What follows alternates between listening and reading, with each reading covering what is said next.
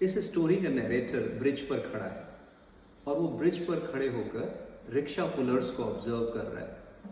तो देखता है कि पहला रिक्शा पुलर जब ऊपर आ रहा है तो उसमें जो सवारी बैठी है वो कहती है, साले पैसे लेगा, ढंग से खींच और जल्दी चल।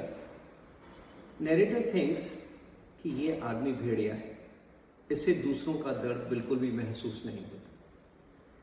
फिर वो देखता है कि दूसरा रिक्शा और उसमें एक सज्जन बैठे हैं और वो जैसे ही पुलिया में चढ़ाई शुरू होती है तो कहते हैं, भैया बहुत मेहनत की कमाते हो तुम, बहुत मेहनत करनी पड़ती है शाम तक तुमको।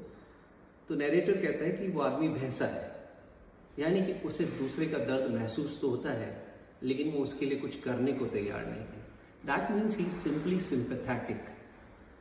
और फिर नैरेटर ऑब्जर्व करता है कि तीसरा रिक्शा ऊपर आ रहा है और उसमें एक सज्जन बैठे हैं और वो कहते हैं कि भैया तुमको लगता है कि रिक्शा ऊपर चढ़ाने में बहुत दिक्कत आ रही है, रुको मैं उतर जाता हूँ और जब ऊपर पहुँच जाओगे तो मैं वापस बैठ जाऊँगा। This is called actionable empathy.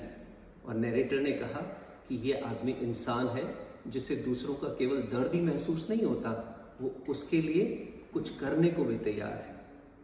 This book I read somewhere in my class 7th or 8th, I don't remember, but the story was so powerful, the value was so powerful that I couldn't forget throughout my life.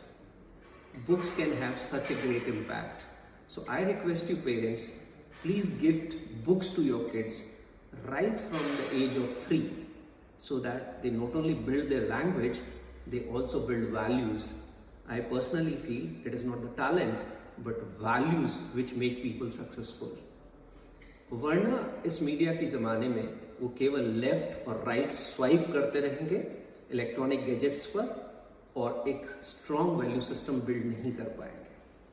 Thank you so much.